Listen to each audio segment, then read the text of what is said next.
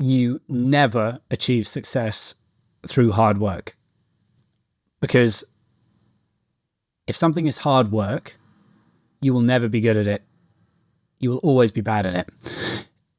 If we take it back to Arnold, for sake of argument, and him becoming hench, Arnold, he didn't work any harder on becoming a bodybuilding champion than you work on watching Netflix every night.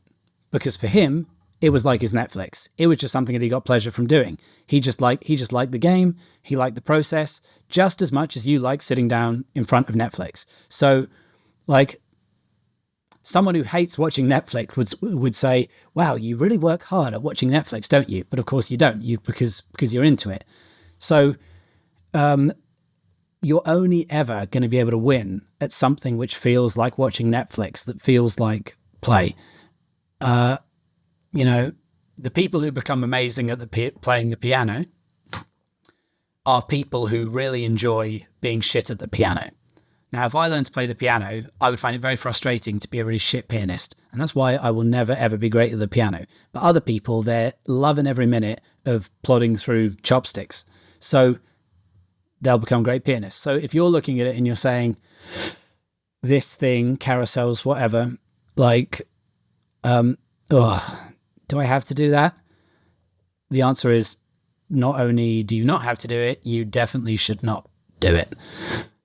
And more broadly, of course, like, okay, you and I both, one way or another, like producing content, but a lot of people don't like producing content of any shape or form.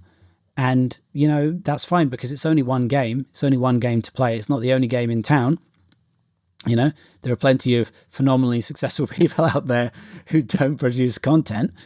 So I genuinely wouldn't bother. I wouldn't bother doing anything which doesn't give you some element of pleasure. It would you'll just waste your time. And yeah, I think that's reassuring, and I think the point, I suppose, we're both trying to get to, we're on maybe different trains going to the same destination, but it's don't get blinded by the content and the hype that everyone's doing if it's not in your soul. Like, so there's some brands who would write amazingly long form newsletters, but just because long form newsletters are not as cool as a TikTok with someone prancing around, it doesn't mean it's all a level playing field as long as it's the content you like to create. And this is why I love writing my newsletter, and it's a obtuse plug, but it is, and I'll put a link in the show notes, and I'll put a link to your wonderful newsletter as well, mate.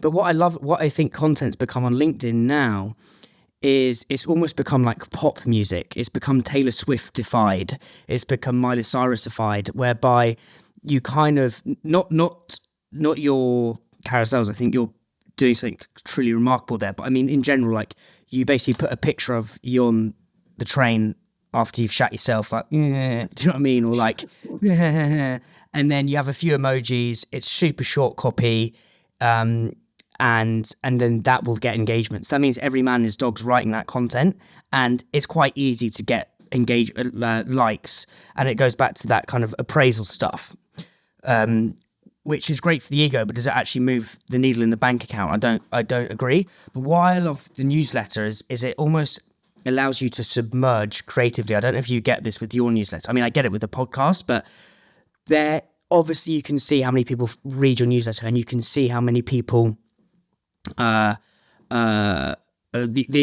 open rate for sure.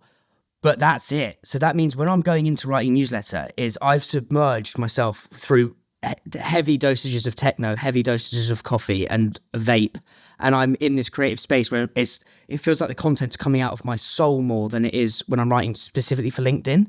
I don't know if you find that with the way when you write your newsletter, but it allows me to pull. It's almost like if you were to compare a song by the Beatles or the Rolling Stones, and I'm not saying you and I, the Beatles or the Rolling Stones, right?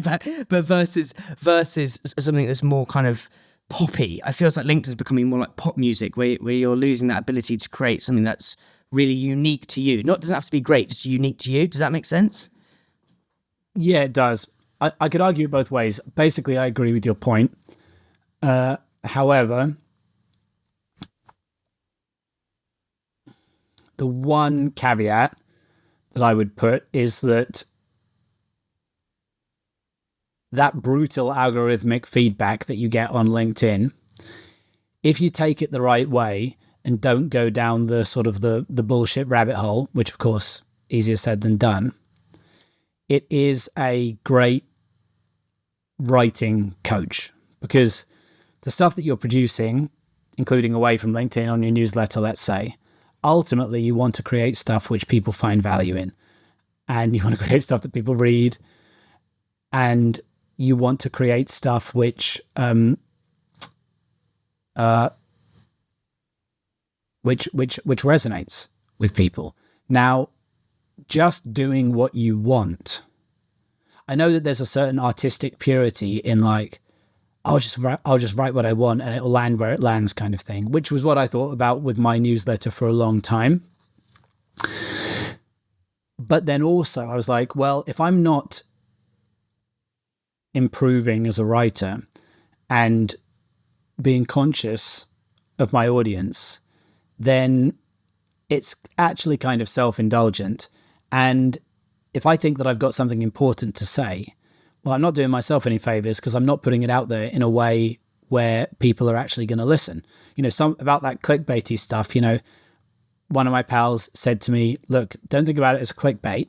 Think about it as that you're doing the reader a favor because you're making them more likely to read your genius point, whatever it was. And I was like, yeah, that is a good point. So ultimately, for example, on my newsletter, my writing has probably become less